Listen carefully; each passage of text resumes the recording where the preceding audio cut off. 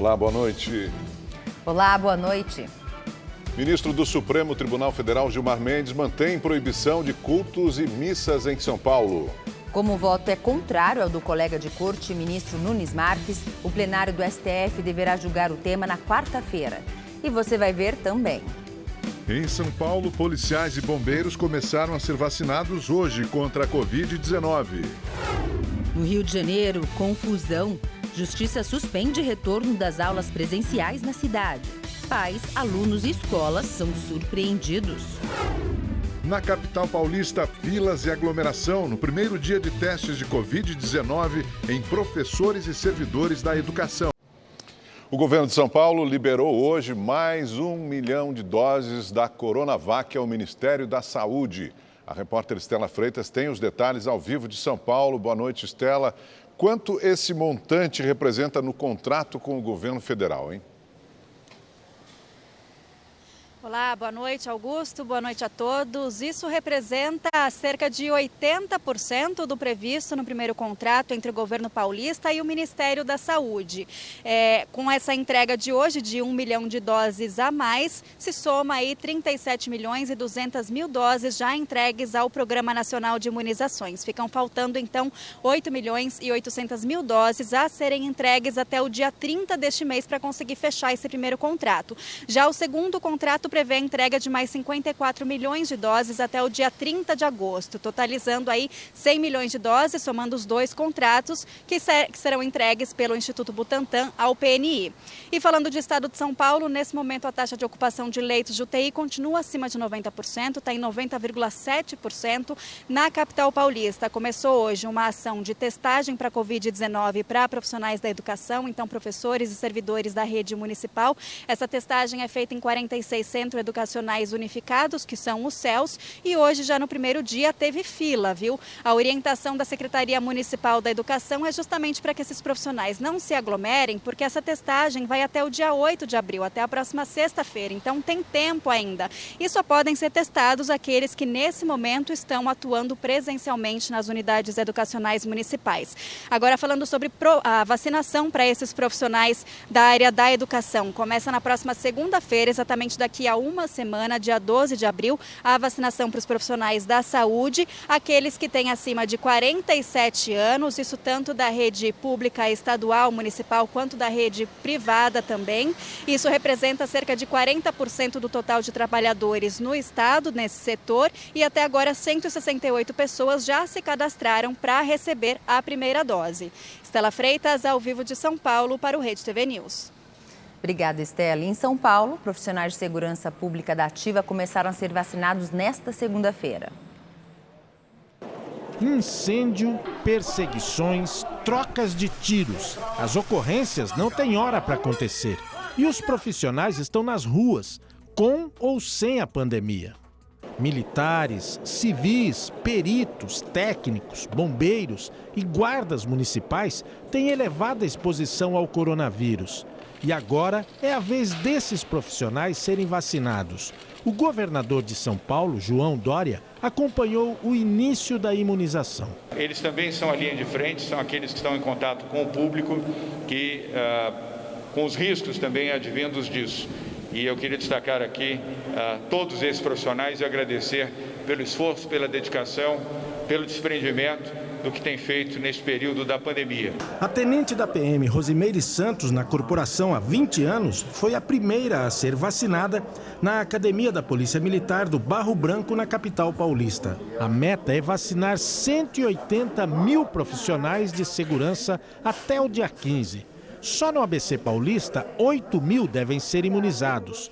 Com média de contaminação que supera os 10% no 6º Batalhão, o comandante faz as contas das baixas por causa da Covid, que inclui as mortes. Entre a semana passada e essa semana tivemos 2 óbitos que aconteceram na cidade de São Caetano. Um sargento nosso e agora um cabo, que faleceram em decorrência do Covid. Para evitar aglomerações nos postos de saúde, o pessoal da segurança pública está sendo vacinado em quartéis e batalhões como este aqui. Eles são imunizados de segunda a sexta-feira, de acordo com um agendamento. O sábado e o domingo são reservados para uma repescagem, para atender aqueles que não conseguiram vir no dia marcado. São 76 postos de vacinação. Depois das formalidades, do cadastramento e da triagem, chega o momento mais esperado. A Ingrid confessa o medo. E aí, estava com medo da vacina? Tava, não gosto de agulha. Para cada braço, uma dose. Mas o PM Rogério e o guarda municipal Sidney mostram que não é bem assim. Para eles, a vacina é individual, mas o efeito é coletivo. Essa agulhada aqui é a esperança, né? De que essa pandemia acabe logo, que tudo volte à normalidade. E é isso, segurança para a família, para a população, para todos os colegas e todas as pessoas que estão à nossa volta. Acho que é um passo importante na vida da gente para poder estar cuidando das pessoas, né? Poder estar protegido para poder proteger as outras pessoas, os demais munícipes aí. O mega feriado criado em várias cidades de São Paulo para tentar conter o avanço do coronavírus surtiu pouco efeito, segundo o monitoramento do governo do estado.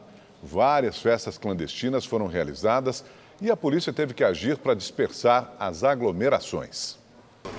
A força-tarefa do governo do estado percorreu vários pontos da capital paulista e, mais uma vez, flagrou festas clandestinas no pior momento da pandemia. Uma delas foi interrompida na madrugada de domingo no Grajaú, zona sul da cidade. 130 pessoas estavam no local. Na zona leste, essa casa noturna funcionava normalmente. O estabelecimento foi interditado e será multado pela prefeitura. A estimativa da receita para aplicação de multa será feita sobre o valor de R$1 milhão. E pelo fato de estarem no local 97 pessoas, das quais 37 sem utilização de máscara de proteção individual, a autuação chegará em aproximadamente R$250 mil. Já nos bairros da Saúde e Indianópolis, os agentes interditaram 2 cassinos ilegais. Nesse caso, os donos foram autuados por crime contra a saúde pública e jogos de azar. Ao todo, foram 55 ações de apoio à vigilância sanitária no fim de semana. Outros 3 mil pontos de aglomeração foram identificados no estado. Novamente, nós podemos constatar a irresponsabilidade de alguns que tem um verdadeiro desprezo pela vida humana. Muita bebida, muito narguile, compartilhamento de bebidas, de copos. Esta segunda-feira foi o primeiro dia útil em São Paulo após a antecipação dos feriados municipais, com a volta do movimento nas ruas da capital. Para conter o avanço do coronavírus, muitas cidades ampliaram as restrições ao longo do último mês. Aqui na capital, a prefeitura criou o mega feriado para tentar diminuir o fluxo de pessoas nas ruas, mas não foi o suficiente. Os dados monitorados pelo governo do estado apontaram que pouca coisa mudou na última semana. Desde 26 de março, o índice vem se mantendo abaixo do considerado ideal. A maior taxa de isolamento foi registrada no dia 28, quando chegou a 50%. Nos dias seguintes, variou entre 44% e 43%. E na sexta-feira santa, voltou a subir, atingindo 47%. Apesar das medidas, a taxa de ocupação de leitos de UTI na capital paulista continua alta, na faixa dos 90%. Essa médica defende as manobras para diminuir a circulação de pessoas e frear a disseminação do vírus. Essa medida de adiantamento dos feriados foi de extrema importância, porque nesses 10 dias a gente vai conseguir diminuir um pouquinho a transmissão da Covid e nos próximos dias a gente vai conseguir perceber que o sistema de saúde vai dar uma melhorada. E algumas cidades mineiras começaram hoje a flexibilização e passaram da fase roxa, que é a mais restritiva, para a vermelha, que permite a abertura de alguns serviços. A mudança foi possível graças à melhoria em todos os indicadores relacionados à Covid-19 depois de 30 dias na onda roxa. Os municípios que estão na macro-região do Triângulo Norte e na micro-região de Patos de Minas, no noroeste do estado, já começaram a aderir à flexibilização. Além de liberar a abertura de serviços que estavam fechados, como restaurantes e hotéis, as pessoas vão poder circular nas ruas sem restrição de horários, o que vai representar o fim do toque de recolher. De acordo com o boletim epidemiológico, Minas Gerais atingiu hoje um número de 25.713 mortes por causa da Covid. E 1.159.039 pessoas foram infectadas com o vírus desde o início da pandemia. Os recuperados chegam a 1.033.692. No Rio de Janeiro, a Polícia Civil investiga o furto de 50 doses da vacina Coronavac de um centro municipal de saúde na zona norte da cidade. Imagens de câmeras de segurança registraram um homem entrando sozinho na unidade de saúde por volta das 4 horas da manhã deste domingo. No circuito é possível ver o rapaz forçando a porta e entrando na sala de imunizações. Ele permaneceu no local por cerca de 15 minutos. Além dos 5 frascos da Coronavac, o suspeito também furtou um computador. Ele entrou para uma parte que não estava sendo vigiada, porque o vigia estava na parte da frente do posto, ele entrou pela parte de trás. E ele forçou uma das entradas e foi direto no local, pegou as vacinas e pegou um laptop e conseguiu fugir também, sem passar pelo vigia. A Polícia Civil realizou uma perícia no local, começou a ouvir testemunhas e tenta recuperar as doses furtadas. A nossa busca agora, de imediato, é identificar esse indivíduo e buscar recuperar o mais rápido possível essas vacinas para que elas ainda possam ser utilizadas. O Amapá é um dos estados que menos vacinam no país. Só cerca de 6% da população foi imunizada até agora. Mas mesmo assim, neste final de semana, foi registrado mais um caso de uma enfermeira que não aplicou a vacina corretamente. Em Macapá, a vacinação que ocorria em um drive-thru no Estádio Zerão acabou gerando polêmica. Um vídeo feito pelo neto da idosa mostra o exato momento em que a técnica de enfermagem enfia a agulha no braço, mas retira o equipamento sem acabar injetando o líquido. Este ato ele é percebido e a profissional é advertida. Após identificar que ela não havia aplicado a vacina, a técnica fura novamente o braço da idosa e após isso conclui a imunização. O prefeito da cidade, Dr. Antônio Furlan, convocou uma entrevista coletiva e disse que este fato foi um fato isolado. A técnica alega que teve um problema em relação ao êmbolo, ficou nervosa. É lógico que isso é muito grave. A Prefeitura de Macapá já afastou esta técnica, que era voluntária. A família não registrou o boletim de ocorrência, mas os órgãos fiscalizadores devem instaurar um procedimento. A Polícia Federal ouviu hoje o filho da falsa enfermeira que teria aplicado as vacinas irregulares contra a Covid-19 em Belo Horizonte. Ele foi indiciado por suspeita de falsificação e associação criminosa por envolvimento no esquema de comercialização das doses.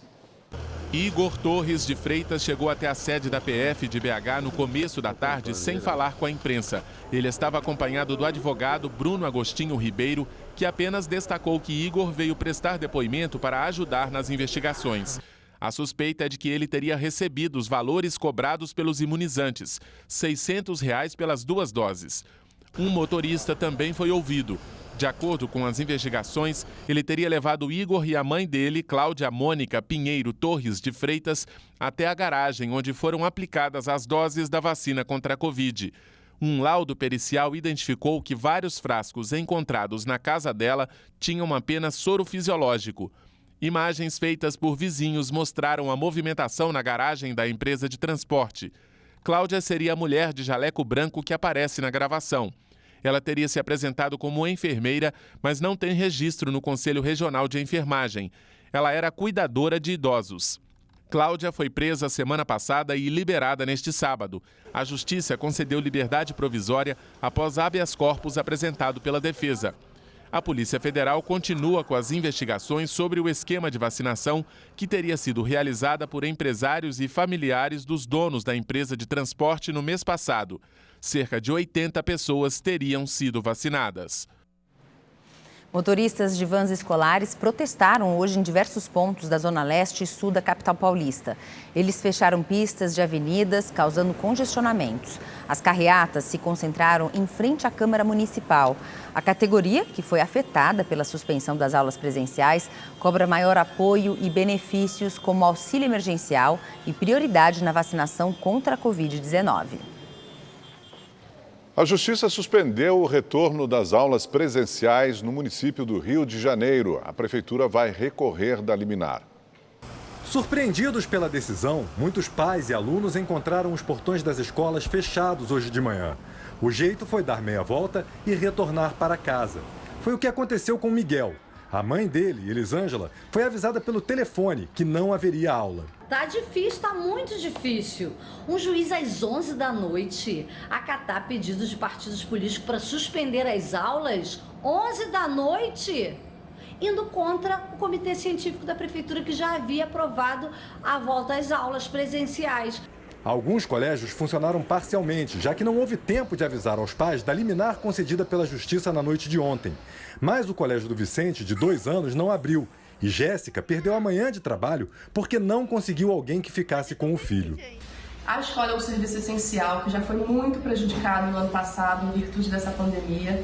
E a gente acreditava que esse ano seria diferente, mas não está sendo. A decisão vale para todas as escolas, públicas e particulares. Ela atende um pedido de um grupo de vereadores e deputados estaduais que alega que a volta às aulas pode desencadear um aumento do contágio pelo coronavírus. A liminar foi concedida pelo juiz de plantão Roberto Câmara Lace Brandão. O magistrado determinou uma multa de R$50 mil em caso de descumprimento. Na semana passada, a Prefeitura do Rio anunciou que as escolas da rede particular poderiam decidir individualmente sobre a retomada e que as unidades da rede municipal reabririam hoje administrativamente e retornariam às atividades presenciais a partir de amanhã. O secretário de Educação já anunciou que vai recorrer da decisão. A ação movida ignora a ciência, os conhecimentos científicos mais recentes sobre o ambiente escolar, com um protocolo sanitário rigoroso, como é o nosso na rede municipal do Rio, e ignora as sequelas de mais de 1 ano de escolas fechadas para as nossas crianças. O ministro do Supremo Tribunal Federal, Gilmar Mendes, negou suspender um decreto do governo de São Paulo que proíbe celebrações religiosas com a presença de público. Como o posicionamento é contrário ao do ministro Nunes Marques, o plenário da Corte deverá julgar o tema na quarta-feira.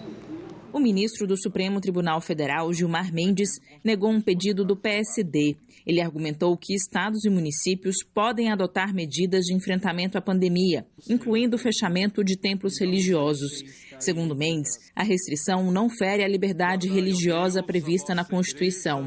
O ministro também ressaltou que São Paulo vive uma escalada do número de mortes e enfrenta um colapso na saúde e que a medida é necessária para a proteção da vida. O posicionamento é o oposto do também ministro do STF, Nunes Marques, que no sábado autorizou a realização de eventos religiosos, como missas e cultos, desde que seguidas as medidas sanitárias. Com a divergência, o caso pode ser analisado pelo plenário do Supremo Tribunal Federal nesta semana. Pela manhã, o vice-presidente Hamilton Mourão defendeu a realização de missas e cultos com a presença de público. As pessoas que frequentam culto, o templo, são pessoas até mais disciplinadas assim. Tá? Não é diferente de balada, essas festas clandestinas que acontecem. Bem, não vou colocar no mesmo nível, isso aí são duas atividades totalmente distintas. Uma é espiritual e a outra é corporal, vamos dizer assim. Tudo depende das pessoas, depende do templo. Né? Se você tem uma igreja que tem um espaço bom ali, você limita 20, 30 pessoas separadas, 2 por banco, vamos colocar assim. Né? Todo mundo de máscara, obviamente. Né? Eu acho que há condições. Agora, quando são templos apertados e muita gente lá dentro, é óbvio que não é conveniente. Após a decisão de hoje do ministro Gilmar Mendes, o procurador-geral da República, Augusto Aras, pediu ao presidente do STF, Luiz Fux, que a ação sobre a realização de missas e cultos em São Paulo seja enviada para o ministro Nunes Marques, relator de outra ação semelhante na Corte. As causas da morte da esposa de um promotor de justiça são investigadas em Belo Horizonte. Uma das suspeitas é crime de feminicídio. O promotor foi preso preventivamente. As primeiras testemunhas foram ouvidas hoje à tarde. O pai e a irmã gêmea da mulher que morreu sexta-feira prestaram depoimento na Procuradoria-Geral do Ministério Público na Zona Sul de Belo Horizonte. Segundo o advogado do promotor, a mulher passou mal, um médico foi chamado e depois de 40 minutos de tentativas de reanimação, o óbito foi confirmado.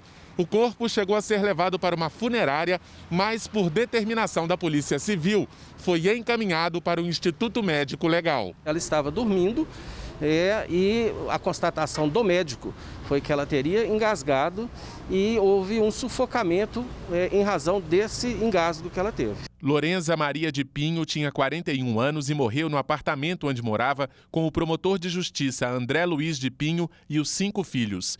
O imóvel fica neste prédio na região oeste da capital mineira. A necrópsia foi concluída na madrugada de sábado. Ontem, policiais civis fizeram buscas no apartamento e prenderam o promotor. Nós não temos nenhuma informação a respeito qual que foi a causa da morte, o que efetivamente foi encontrado no corpo da Lorenza, que poderia lastrear uma medida tão drástica de segregação da liberdade do Dr. André. Em nota, o Ministério Público de Minas Gerais disse que foram cumpridas decisões determinadas pelo Tribunal de Justiça e que, por causa da decretação de segredo de justiça, não serão fornecidos mais detalhes. Nos últimos anos, Lorenza e André Luiz foram alvo de diversos ataques e ameaças.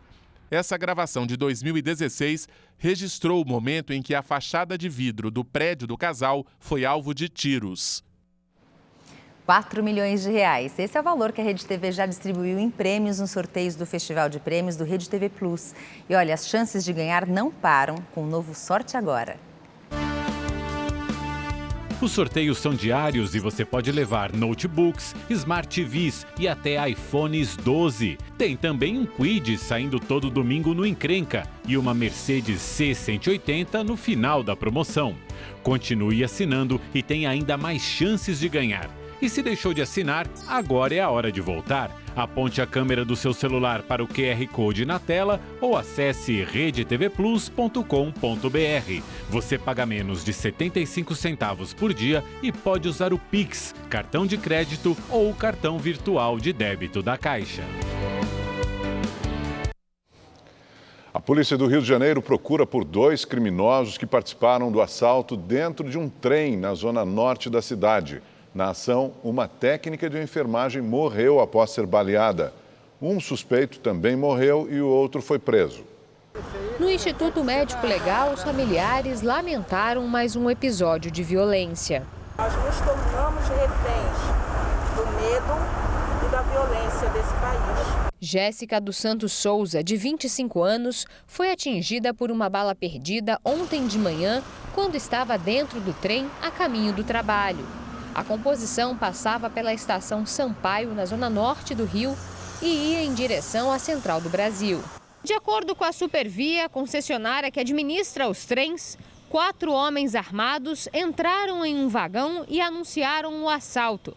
Um policial militar que estava a caminho do serviço reagiu e houve troca de tiros. 2 criminosos foram baleados, um deles morreu. Os outros 2 conseguiram fugir. Jéssica foi atingida na axila. A jovem chegou a ser socorrida ainda dentro do trem e encaminhada a um hospital, mas não resistiu. Além de atuar como técnica de enfermagem, Jéssica também fazia faculdade de assistência social e sonhava em seguir carreira militar. A Polícia Civil está investigando o caso e tenta localizar os 2 criminosos que fugiram. Uma arma foi apreendida com um dos bandidos feridos. Segundo o Instituto Fogo Cruzado, somente este ano, 33 pessoas foram atingidas por balas perdidas na região metropolitana do Rio. 13 delas morreram. Que não caia no esquecimento, não seja somente mais uma estatística de uma mãe que perde uma filha, de um esposo que perde a sua esposa e de amigos que fica sem a Jéssica, que verdadeiramente era uma flor, uma pessoa maravilhosa que só queria mesmo realizar seus sonhos, trabalhar e ter uma vida digna. Em nota, a Supervia lamentou o ocorrido e afirmou que a segurança pública nos trens e estações é atribuição do governo do estado. Disse ainda que os agentes da empresa não têm poder de polícia e são orientados a acionar os órgãos competentes sempre que necessário.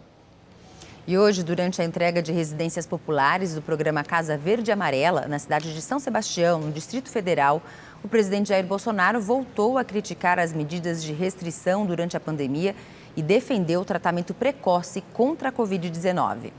Foram 20 anos de espera e nesta segunda-feira, Dona Ivonete e o filho João Miguel finalmente receberam as chaves da casa própria. Ainda recebi ele todo mobiliado.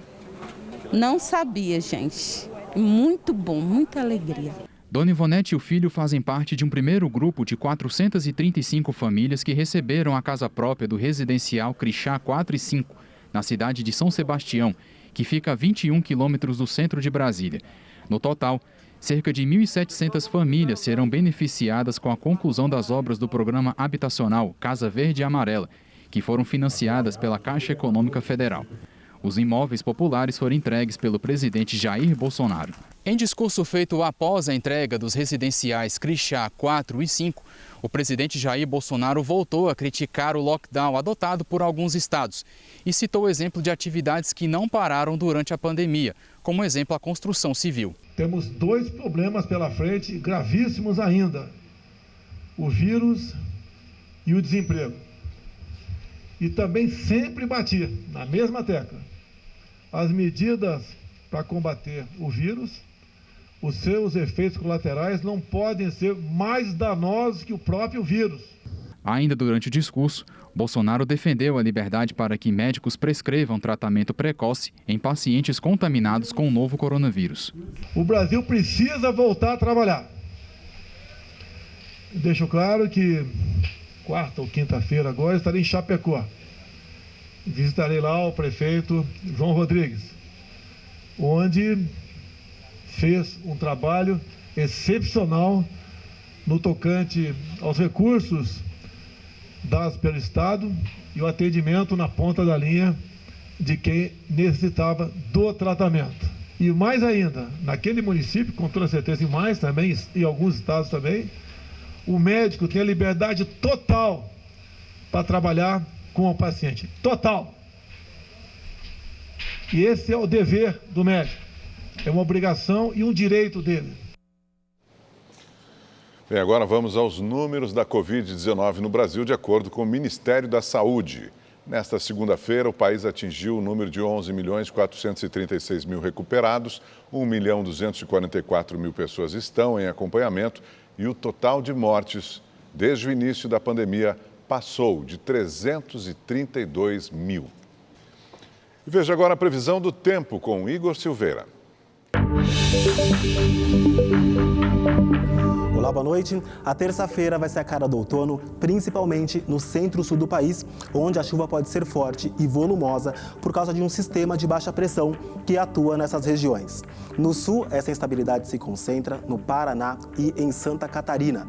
No interior do Rio Grande do Sul, o sol aparece e só chove nessa área mais escura. No Sudeste, deve chover à tarde em Minas Gerais e no Rio de Janeiro. No Espírito Santo, o dia vai ser quente e sem chuva. Em São Paulo, chove forte no interior, o sol aparece em outras regiões, não esquenta muito e também deve chover. A máxima amanhã não passa dos 23 graus. No Nordeste, a previsão é de chuva na faixa leste, que vai do sul da Bahia até Alagoas. O sol só está garantido nesta faixa, que está em amarelo. Na região norte, ainda tem previsão de chuva, mas em Manaus, a máxima amanhã pode chegar aos 30 graus.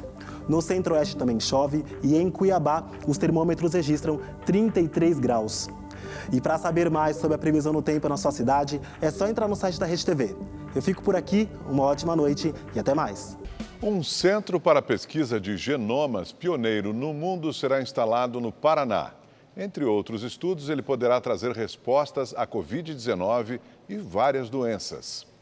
Em Guarapuava, cidade da região central do Paraná, o Instituto para a Pesquisa do Câncer desenvolve um trabalho referência no país.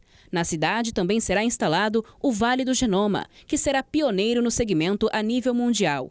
Recentemente, pesquisadores paranaenses passaram a compor a rede Corona Ômica Brasil, que permite o compartilhamento de análises genéticas de pacientes infectados pelo novo coronavírus em todo o país. O que nós estamos fazendo aqui é olhando para o exoma dos pacientes, para a abordagem que a gente chama de genômica, para mais de 25 mil genes de cada paciente, e tentar entender a evolução da doença não a partir apenas dos parâmetros clínicos, ou seja, obesidade, diabetes, hipertensão, mas olhar para a expressão gênica desses pacientes, buscando respostas mais assertivas. O genoma é a soma de genes que define como vai se desenvolver e funcionar um ser vivo. É transmitido de geração em geração e determina cada espécie.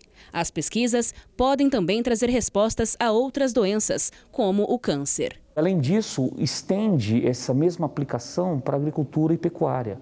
Então, o que nós estamos fazendo aqui com o Vale do Genoma e com o Instituto e com essa rede genômica é aplicar as mais modernas metodologias de abordagem genômica associada à inteligência artificial para buscar benefícios à saúde humana, agricultura e pecuária.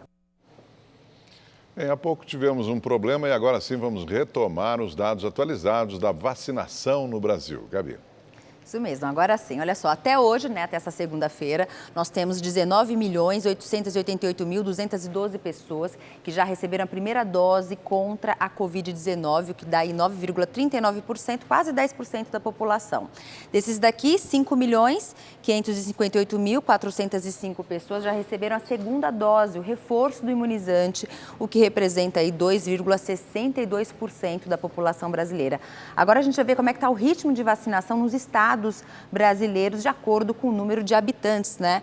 Mato Grosso do Sul está na liderança, onde já foram vacinados 12,38% da população, depois Bahia com 11,62%, Rio Grande do Sul com 11,16%, Paraíba com 10,70% e em quinto lugar aparece o estado de São Paulo com 10,66% da população vacinada contra a Covid-19. Augusto. Rede TV News fica por aqui. Uma boa noite para você. Ótima noite para você e a gente se vê amanhã. Até lá. Tchau, tchau.